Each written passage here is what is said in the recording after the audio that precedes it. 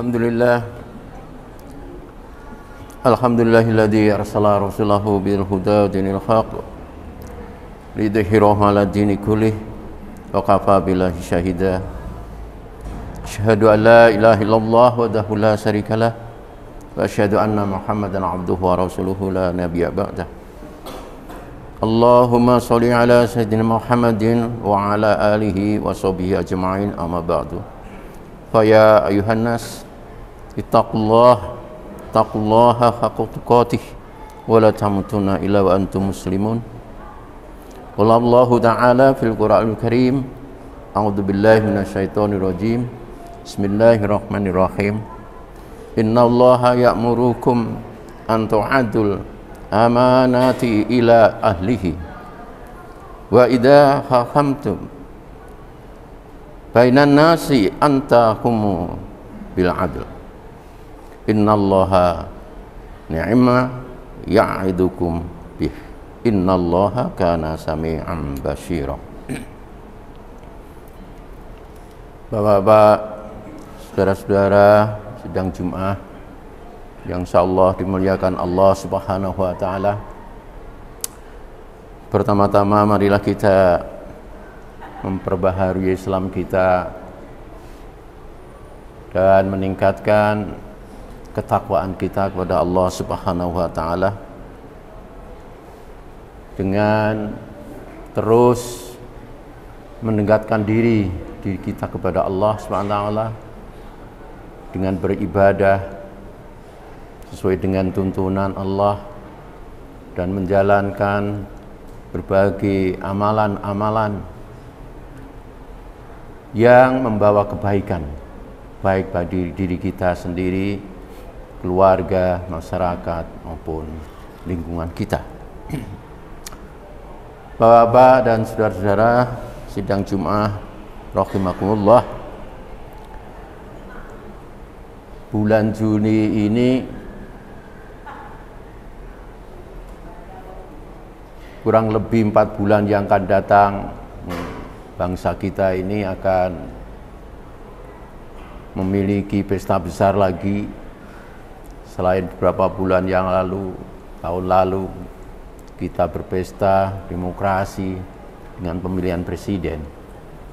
Tapi 4 bulan yang akan datang, kira-kira bulan November, mungkin kita akan juga tidak kalah ramainya mungkin adalah pilkada yang akan memilih wali kota, bupati di seluruh Indonesia.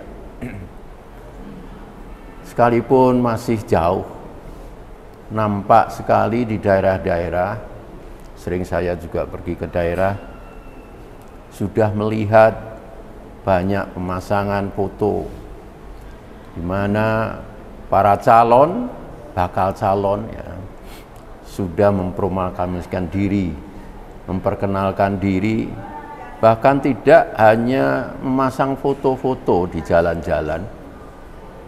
Mereka juga sudah mulai melakukan kunjungan-kunjungan ke daerah-daerah. Dalam satu hari mungkin bisa beberapa titik tempat di daerah tersebut, dengan melakukan atau memberikan perkenalan pada dirinya sambil seolah-olah meminta restu juga, masukan juga, inspirasi atau aspirasi dari masyarakat terkait dengan apa yang diinginkan kelak gitu ya. Dengan juga diakhiri pesan ya, barangkali dengan untuk memilih yang bersangkutan. Itu sekalipun masih bakal calon gitu ya. Nah, memang di dalam sistem demokrasi, pemerintahan modern yang demokratis ini, kita tidak bisa lagi memilih pemimpin kita, ya kecuali Jogja mungkin ya, dengan prinsip keturunan gitu ya. Tapi harus kita memilih gitu ya. Harus melakukan pemilihan gitu. Ini di dalam memilih itu tentu kita perlu ya, mulai dari awal itu sudah melihat gitu ya. siapa-siapa sih yang mampu kira-kira akan membawa kemajuan, progres terhadap daerah kita masing-masing. Ini tentu ya. Siapa orang yang bisa terus mengembangkan kepemimpinan, bukan menanamkan prinsip keturunan lagi ya. Inilah dalam sistem kita. Kita perlu juga ya melihat siapa, dengan melihat pengalamannya atau tidak berpengalaman, melihat yang muda atau yang tua dan seterusnya gitu ya. Termasuk juga mungkin pendidikan, kehidupan sehari-harinya dan seterusnya dan seterusnya. Itu di awal kita. Tapi di dalam Islam kita juga punya tuntunan bagaimana kita cara memilih seorang pemimpin itu. Nah, bicara kepemimpinan, Islam juga mengajarkan kepada kita seperti halnya dalam surat An-Nisa 58 yang saya bacakan tadi. Ya. Yang antara lain Innallaha ya'murukum an tu'adul amanati ila ahliha al-ayah ya. Sungguh Allah menyuruhmu memberikan atau menyampaikan amanat kepada ahlinya atau kepada yang berhak menerimanya. Jadi prinsip di dalam Islam itu punya prinsip bahwa kepemimpinan itu yang pertama sebagai amanah. Ya. Pemimpin itu sebagai amanah. Dan amanah itu punya makna antara lain keahlian, kompetensi, kemampuan. Seorang pemimpin harus memiliki kemampuan, kompetensi ya, yang cukup tentu untuk memimpin wilayah yang dipimpinnya. Sehingga ketika nanti dia menjadi seorang pemimpin, betul-betul memiliki kemampuan bagaimana bisa memajukan wilayah masyarakatnya, berubah ya, menjadi lebih bagus, lebih maju. Masyarakat lebih makmur, sejahtera, dan seterusnya, dan seterusnya. Itu yang harapan kita semuanya, bahwa kita harus memilih orang yang punya kemampuan, keahlian, kompetensi. Karena pentingnya kompetensi, kemampuan, keahlian itulah Nabi kita Rasulullah SAW di dalam memberikan ceramah di dalam Masjid Taklim menerangkan tentang datangnya kiamat. Tiba-tiba ada seorang sahabat yang langsung bertanya, "Mata sa'ah ya Rasulullah, kapan datangnya kiamat itu?" Tapi Rasulullah tidak langsung menjawab pertanyaan sahabat itu, melanjutkan tausiahnya. Tapi akhirnya kemudian Rasulullah bertanya, siapa tadi sahabat yang bertanya? Saya ya Rasulullah, gitu. Kapan datang kiamat itu? Maka Rasulullah pun sabda, idza wasidal umru ila khairi ahlihi wa tandziris sa'ah. Hadis riwayat Bukhari. Jika suatu urusan, suatu pekerjaan diserahkan kepada yang bukan ahlinya, maka tunggulah kiamat atau saat kehancuran itu.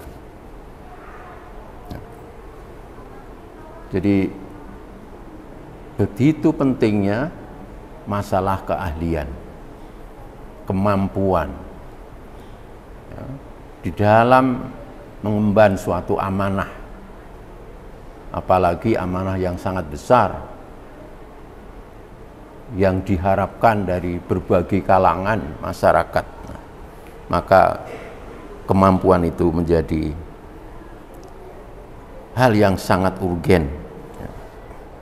Yang kedua, kepemimpinan itu memiliki makna trust atau kepercayaan dari orang lain, tentu bisa sedikit bisa banyak gitu ya. Nah, kalau pilkada tentu banyak gitu ya, apalagi presiden gitu ya. Di trust itu adalah kepercayaan yang diberikan oleh orang kepada seseorang untuk menduduki suatu jabatan tertentu. Trust ini sungguh penting juga gitu ya, kepercayaan itu. Orang kalau nggak dipercaya tentu nggak akan dapat dukungan gitu ya. Tapi kalau sudah dapat kepercayaan, maka apapun yang dia lakukan insya Allah akan didukung gitu ya. Sehingga orang itu ketika memimpin merasa nyaman, merasa enak, ada yang mendukung, ada yang membantu gitu ya. Nah, itulah pentingnya trust atau kepercayaan. Yang berikutnya adalah kepemimpinan itu juga bermakna, atau trust itu ada yang melekat di dalamnya, yaitu masalah tanggung jawab. Nah, dalam istilah Montaigne adalah accountable, ya. Tanggung jawab. Dalam hal tanggung jawab ini tidak hanya tanggung jawab ya, atau transparan, terbuka, ya, keterbukaan, tetapi accountable ini punya makna lebih dari itu, yaitu apa yang dilakukan itu harus dimaknai punya nilai apa gitu ya.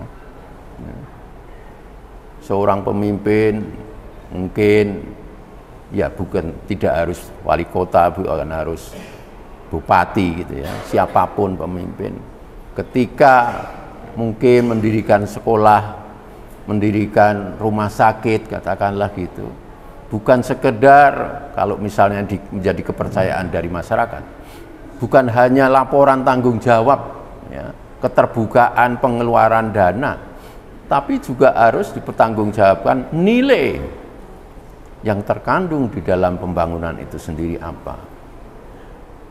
Jangan sampai membangun sekolah tapi untuk bisnis. Padahal sekolah itu bukan lembaga bisnis, lembaga nirlaba yang tidak memiliki, yang tidak cari untung gitu. Rumah sakit apa nilainya? Apakah itu hanya untuk mencari keuntungan, benefit saja, atau profit saja? Tapi apakah ada benefit yang lain? Ya. Memberikan layanan kesehatan kepada masyarakat, membantu yang lemah, dan sebagainya, dan sebagainya. Nah, ini yang perlu juga dipertanggungjawabkan sehingga tidak hanya sekedar selesai pembangunan, laporan keuangan, tetapi tujuan dari pembangunan itu sendiri perlu dipertanggungjawabkan ya. Dan kepemimpinan itu juga bisa dimaknai sebagai beban ya, beban.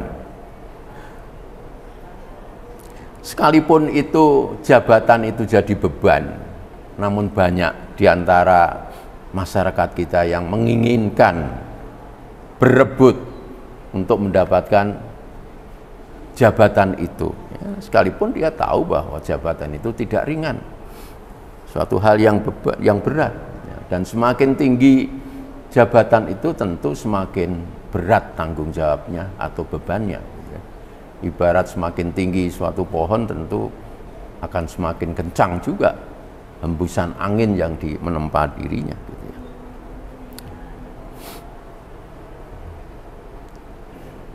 Nah, oleh karena itu perlu ya kita menyadari masing-masing diri kita, atau kalau ingin menjadi ingin menjadi pejabat atau ingin dipilih menjadi pejabat, ya 4 hal tadi makna dari amanah atau kepemimpinan itu perlu dipahami. Jadi dalam hal ini amanah itu sungguh penting, ya. Amanah itu sungguh urgen, kunci keberhasilan kita, di mana kita mampu konsisten menjaga janji, amanah, itu tentu kunci keberhasilan ada di tangan gitu, ya. Di dalam Quran surat Al-Mu'minun juga disebutkan, ya, terutama ayat 8 gitu, ya. Mulai dari ayat 1 sudah mengatakan qad aflahal mu'minun, ya. Waladina hum li amanatihim wa ahdihim ra'un. Sungguh beruntung orang-orang yang beriman, dan sungguh beruntung orang-orang yang memelihara janji-janji atau amanat-amanat yang diberikan. Nah, itulah.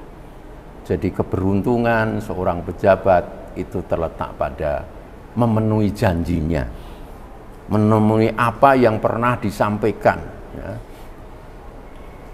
disanggupi olehnya di dalam ketika mereka biasanya di dalam kampanye-kampanye, ya. Makna amanah yang kedua adalah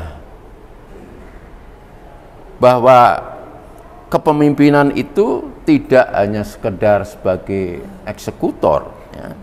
Pemimpin itu tidak hanya sebagai eksekutor, tetapi punya fungsi yang lebih dari itu, ya.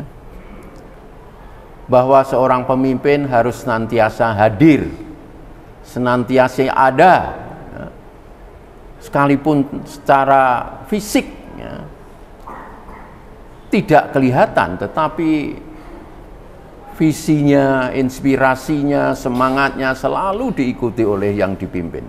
Nah, kehadiran dia mungkin, ya, secara gaib tidak ada di tempat, tetapi bagaimana dia itu punya ide-ide yang bagus untuk selalu memajukan dan selalu memberikan arahan pada yang dipimpin untuk selalu bekerja, ya, mewujudkan impian bersama itu. Yang lain adalah prinsip yang memang betul seringkali kita mengenal, ada prinsip kolektif kolegial gitu, ya, di dalam kepemimpinan. Tetapi tetap saja si pemimpin adalah menjadi penentu di dalam berbagai kebijakan itu. Oleh karena itu seorang pemimpin pun harus risk taker, berani mengambil risiko, berani melangkah pada hal-hal yang tidak populer kadang-kadang, ya. Sebab pemimpin harus memutuskan sesuatu. Kalau di dalam suatu organisasi sudah diputuskan, maka sekalipun itu di tengah jalan ada risiko kemungkinan, ya, ya, harus dilakukan. Pemimpin tidak boleh menjadi seorang peragu, ya, pengecut apalagi, ya. Dan pemimpin harus bersifat otoritatif, bukan otoriter, gitu, ya. Otoritatif itu yang memiliki kemampuan berani ngambil risiko, berani ambil langkah yang tidak populer, ya, tetapi itu sudah menjadi keputusan bersama. Nah, ini jadi penting. Prinsip yang ketiga adalah dalam Islam kepemimpinan itu harus melayani, servant leadership, ya. Pemimpin harus menjadi teman di dalam kepemimpinan, ya. Tidak jadi big boss, katakanlah, hanya bisa perintah-perintah saja, gitu, ya. Nah, dalam hal ini ada 3 pesan Nabi kita, yaitu yasiru wala ta'asiru, mempermudah, hendaklah banyak mempermudah, jangan mempersulit. Apa itu artinya? Bahwa seorang pemimpin harus selalu positive thinking, berpikir positif, gitu, ya. Respect, hormat kepada yang lain, menghargai pendapat orang lain, suka mendengarkan, gitu, ya. Nah, itulah. yasiru wala tu'asiru. Yang kedua, basiru wala tunafiru. Menggembirakan dan tidak menakut-nakuti. Seorang pemimpin hendaklah suka menggembirakan dan tidak berbuat sesuatu yang menakut-nakuti. Ini maknanya bahwa pemimpin itu harus membuat orang lain yang dipimpin terutama optimis. Anak buah harus selalu dibuat memiliki optimisme, memiliki harapan, dan menanamkan prinsip bahwa tidak ada masalah yang tidak bisa diselesaikan. Nah, inilah. Dan dalam keseharian seorang pemimpin harus selalu menunjukkan kegembiraan, ya, selalu tampil tidak menakutkan, senyum banyak dan seterusnya. Itulah penting. Yang ketiga adalah watatawwa'a wala tahtalifa. Patuh, taat pada aturan, tidak suka berselisih apalagi hal-hal kecil, ya. Nah, ini juga penting. Organisasi ataupun yang besar sebuah negara ini kalau ingin maju tentu harus didasarkan pada aturan main. Nah, pemimpin yang insya Allah bagus adalah pemimpin yang selalu mentaati aturan-aturan ini. Saya kira itu yang bisa saya sampaikan dalam khutbah hari ini. Barakallahu li wa lakum fil Qur'anil azim wa nafa'ani wa iyyakum bima fihi minal ayati wa dzikril hakim. Wa taqabbala minni wa minkum tilawatahu innahu was-sami'ul alim.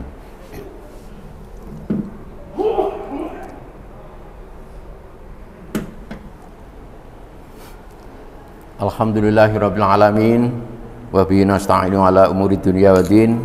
Shalatu wassalamu ala nabiyyina Muhammadin wa alihi washabihi ajmain. Amma ba'du. Fa ya ibadallah ittaqullaha haqqa tuqatih wa la tamutunna illa wa antum muslimun. Bapak dan saudara-saudara, untuk mengakhiri khutbah ini marilah kita manjatkan doa kepada Allah SWT. A'udzubillahi minasyaitonir rajim. Bismillahirrahmanirrahim. Alhamdulillahirabbil alamin.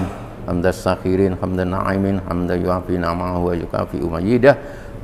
Ya rabbana alhamdu kama yanbaghi li jalali wajhil karim wa sultanik. Allahumma sholli ala sayyidina Muhammadin wa ala alihi wa sahbihi ajmain. Allahumma ighfir lil mu'minin wal mu'minat wal muslimina wal muslimat al ahya'i minhum wal amwat innaka sami'un qarimun mujibud da'wat wa ya khayyal hajat.